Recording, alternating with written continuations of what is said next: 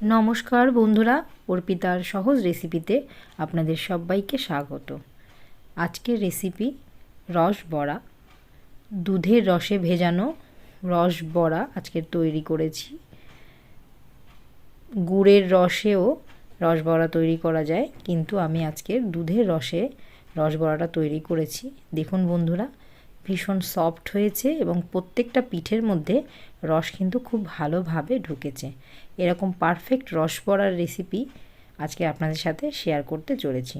পুরো ভিডিওটা দেখে যদি আপনারা তৈরি করেন, আশা করি আপনাদের পিঠেগুলোও খুব সুন্দর হবে।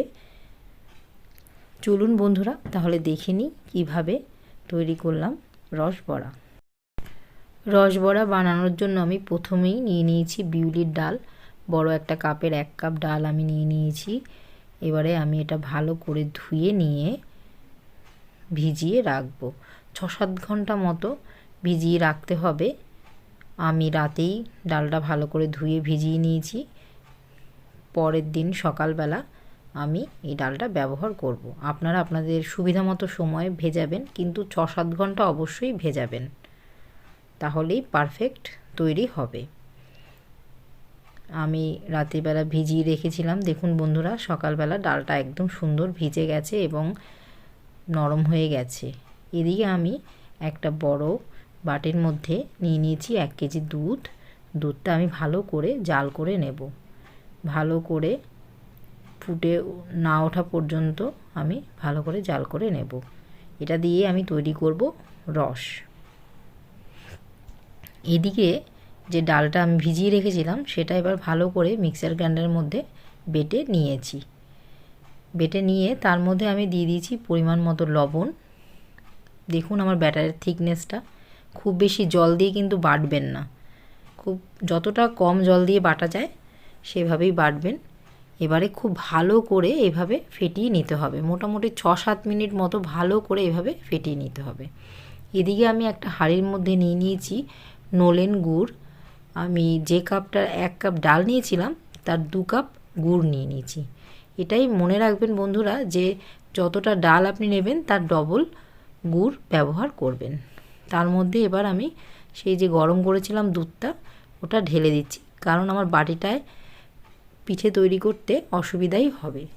যখন আমি রসে ডোবাবো একটু বড় জায়গার দরকার, তাই জন্য আমি এবার হাঁড়িটার মধ্যে পুরো দুধটা ঢেলে দিয়ে গুড় আর দুধ ভালো করে জাল করে নিয়ে একটা পারফেক্ট রস বানিয়ে নেব। এবারে এই দুধের মধ্যে আমি দিয়ে দেব স্বাদ মতো একটু লবণ, দিয়ে ভালো করে মিশিয়ে নেব। রসটা কিন্তু আপনারা গুড় আর জল দিয়েও তৈরি করতে পারেন। দেখুন বন্ধুরা, আমি এই সময় দিয়ে দিলাম 2টো এলাচ থেতো করে দিয়েছি। আপনারা যদি পছন্দ না করেন তাহলে এটা স্কিপ করতে পারেন, শুধু গুড় আর দুধ দিয়ে রসটা বানাতে পারেন, এলাচ না দিলেও চলবে। আমার একটু ভালো লাগে তাই আমি 2টো এলাচ দিয়ে দিলাম। গুড় দিয়েও রস তৈরি করে কিন্তু রস বড়া তৈরি করা যায়, কিন্তু দুধ দিয়ে রস বড়া তৈরি করলে এটা কিন্তু খেতে বেশি ভালো লাগে। রস আমার রেডি হয়ে গেছে, এবার আমি ঢেকে রেখে দেব। এবারে যে আমি ব্যাটারটা ভালো করে মিশিয়ে রেখেছিলাম, আরও একটু ভালো করে ফেটিয়ে নিয়ে এবারে আমি পিঠেগুলো ভেজে নেব। ব্যাটারটা ভালো রেডি হয়েছে কি না আপনারা কিভাবে বুঝবেন? দেখুন বন্ধুরা, একটা চামচে করে এইভাবে একটা বাটিতে জলের মধ্যে একটুখানি ব্যাটার ছেড়ে দেবেন। দেখবেন যদি এরকম ওপরে ভাসে তাহলে মনে করবেন পারফেক্ট হয়েছে, না হলে আরও বেশি করে ফেটিয়ে নিতে হবে।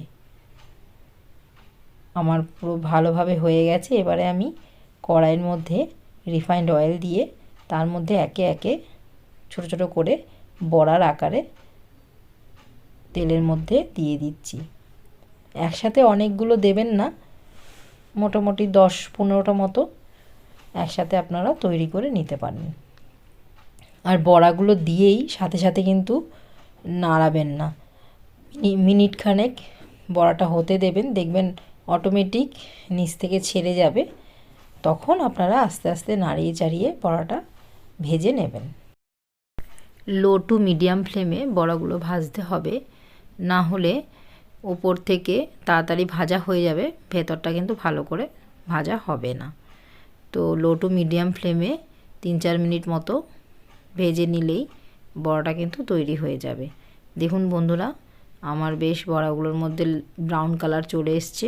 এবারে আমি বড়াগুলো তুলে নেব। আমি কিন্তু ডাইরেক্ট তুলেই রসের মধ্যে দেব না, তুলে রেখে আমি আর এক ব্যাচ এরকম ভেজে নেব। কিছুটা বড়া ভাজা হয়ে গেলে তারপরে আমি রসে দেব। একইভাবে আবার আমি ছোট ছোট করে কিছুটা বড়া এর মধ্যে দিয়ে দিচ্ছি। দিয়ে একইভাবে আমি লো টু মিডিয়াম ফ্লেমে 3-4 মিনিট ভালো করে ভেজে নেব। এই বড়াগুলো আমার ভাজা হয়ে গেছে, এবারে আমি তুলে নেব। এভাবে একে একে আমি সব বড়াগুলো ভেজে নেব। আর এদিকে দেখুন বন্ধুরা, আমার রসটা গরম আছে। যদি রসটা গরম না থাকে তাহলে আরেকটু গরম করে নিতে পারেন। আর এদিকে বড়াও একটা ভেঙে দেখিয়ে দিচ্ছি। দেখুন বন্ধুরা, কি সুন্দর হয়েছে, ভেতর থেকে একদম মুচমুচে হয়েছে। তো এবারে আমি সব বড়াগুলো রসের মধ্যে দিয়ে দিচ্ছি। দিয়ে এবার আমি ঢাকা দিয়ে 15 থেকে 20 মিনিট রেখে দেব। তাহলেই দেখবেন বন্ধুরা সব পিঠেগুলোর মধ্যে ভালো করে রসটা ঢুকে যাবে। ঢাকা দিয়ে অবশ্যই রেখে দেবেন। আর এই সময় আর জাল দেওয়ার প্রয়োজন নেই। গরম গরম রসের মধ্যে দিয়ে ওভেনটাও বন্ধ করে দেবেন আর ঢাকা দিয়ে রেখে দেবেন, তাহলেই রেডি হয়ে যাবে আপনার রস বড়া। আমার আরও কিছুটা বড়া ভাজা হয়ে গেছে, তো সেই কটাও আমি মিশিয়ে দিচ্ছি। সব কিছু মিশিয়ে আমি 10-15 মিনিট ঢাকা দিয়ে রেখে দেব। এই সময় কিন্তু একদম জাল দেবেন না, যা গরম আছে রস তাতেই হয়ে যাবে। জাল দিলে কিন্তু বেশি নরম হয়ে গিয়ে ভেঙে যাবে বড়াগুলো। ঢাকা দিয়ে রেখে দিলাম। দেখুন বন্ধুরা, 15 মিনিট পরে সব কটা বড়া কিরম ফুলে গেছে, তার মধ্যে রসও খুব ভালো করে ঢুকে গেছে। এবারে আমি গরম গরম একটা বাটিতে পরিবেশন করছি বন্ধুরা। দেখুন কত সুন্দর লাগছে, দেখতেও যেমন সুন্দর লাগছে, খেতেও কিন্তু ভীষণ ভালো হয়েছে। আপনাকে একটা কেটে দেখিয়ে দিচ্ছি। ভীষণ নরম হয়েছে এবং প্রত্যেকটা বড়ার মধ্যে দেখুন পারফেক্টভাবে রসগুলো ঢুকেছে।